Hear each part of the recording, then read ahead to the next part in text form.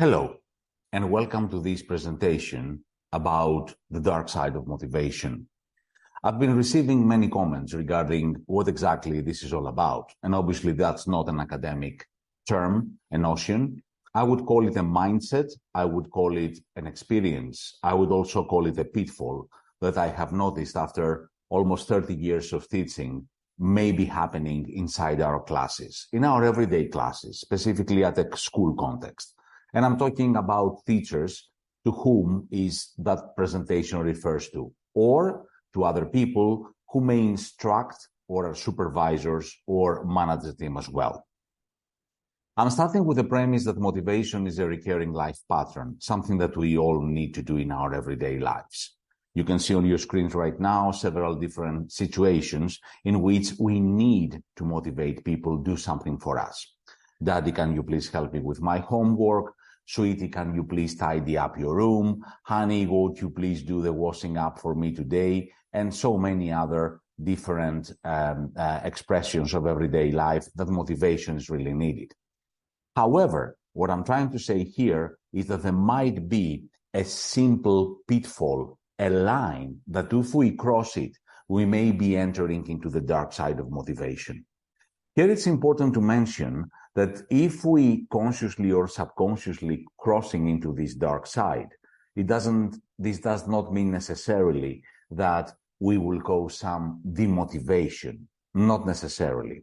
But definitely, if we are crossing into this dark side, we will enter a phase where motivation might not be possible, or it might be impeded. And that's exactly the main reason for this talk. I want to create awareness, so to be able for any teacher not to fall into this trap.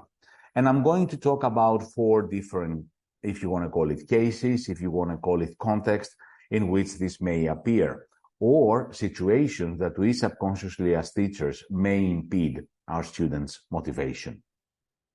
The first one has to do with the curse of knowledge, and I would let a video to have the introduction for this particular talk. And I'm sure that you will all get the idea after you watch it.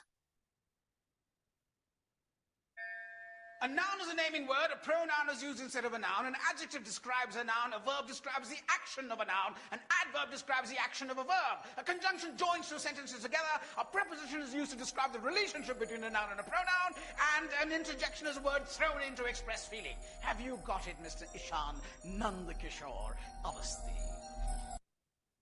This is a clip from a Bollywood movie called Every Child is Special. It's a movie about dyslexia. But in that particular clip, maybe we have identified a case of one teacher from the past, our teacher, or maybe we have seen ourselves sometimes that we offer all this lecture and showing off either of grammar or something else that, it demonstrates that we know, but it does not guarantee learning. It makes us tick the boxes. It makes us show that we are a very, very good lecturers, that we know very well what we are talking about. But this does not necessarily yield learning. And sometimes there is this kind of misconception that we have that just because we know, we assume that other people know as well. This is exactly the premise that it was proved by Elizabeth Newton in the University of Stanford back in the 90s. And it was actually called the curse of knowledge.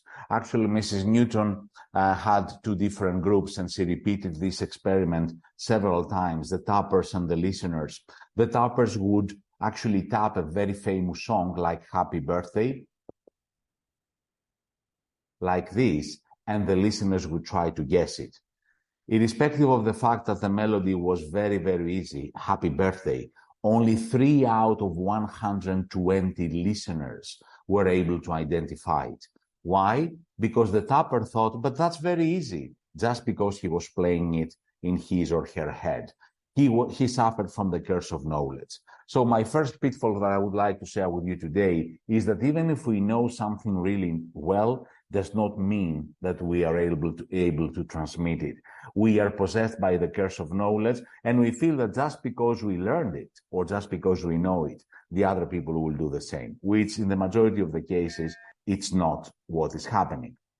The second one has to do with the idea of instrumental motivation versus the fear of failure. And I'm talking about mostly the idea of rewards. Here I have another clip.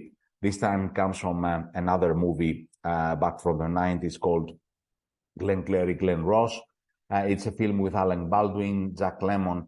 Let's watch that movie, that clip, which has been characterized as the most motivating speech in the history of cinema. And then I will tell you what exactly the point I want to make with that. You certainly don't, pal, because the good news is you're fired.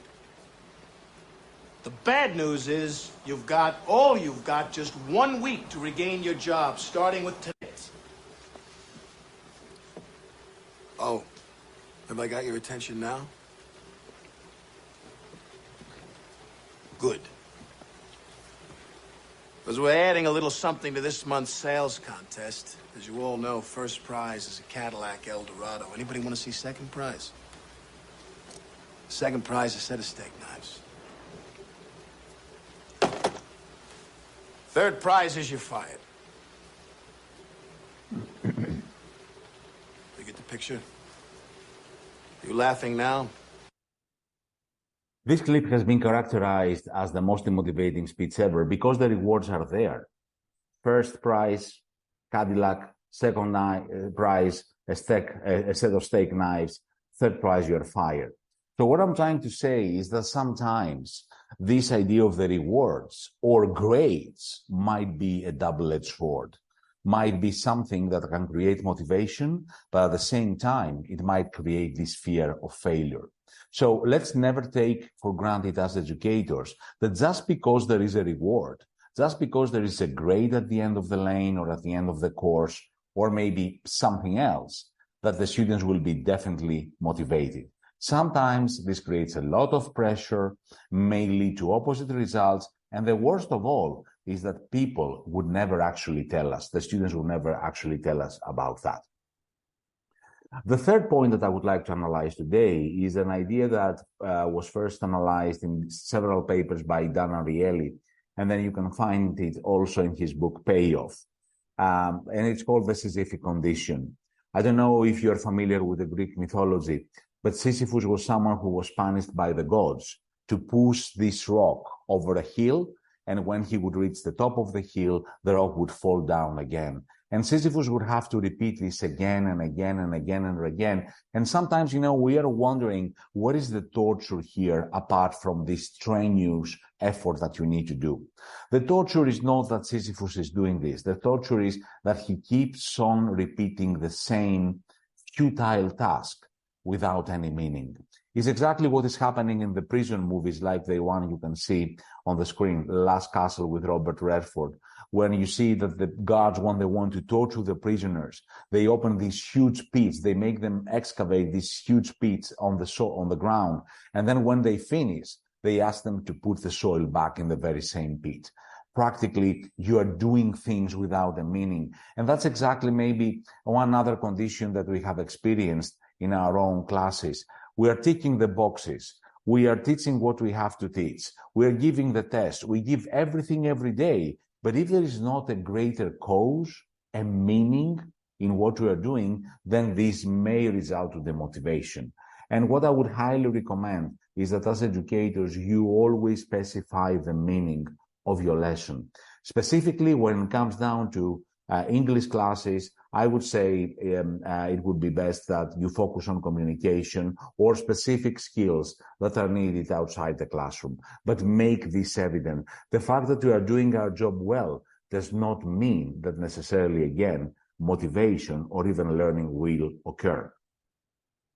And the last point that I would like to discuss within this context of the dark side of motivation is what Matthew Lieberman and Naomi Eisenberger, his wife, published in 2004. Actually, there was a lot of research before that, but it all came with the book Social, Why Our Brains Are Wired to Connect, where practically Mr. Lieberman proved that the very same part of our brains that are activated when we feel physical pain are exactly the very same parts when we feel the social pain. So when we are rejected, when we receive a bad grade, when somebody is offending us, when we're being bullied, no matter, if anything else that causes this social pain, the very same part of our brain is activated when we break our leg, or when we are hurt, or even fall, and an injury is called. There have been so many experiments, and Matthew Lieberman was absolutely positive that this is not only something harmful, but if we don't discuss about it, if we don't do anything about it, is being perpetuated, is being multiplied. So imagine having a student who is feeling this physical pain. Definitely he or she cannot feel any motivation. The affective filters are shutting down for motivation. And then that's the role of the teacher, to drag him out from this situation and maybe create optimum cases or situations for learning. These are the four, let's say, traps or situation or contacts that I think as educators we need to pay attention when it comes down to not crossing the dark side of motivation. The Kherson knowledge, rewards that are a double-edged sword, the Sisyphic condition, and that emotional pain equals physical pain. I hope that you have enjoyed this presentation as well reading the paper. Thank you very much.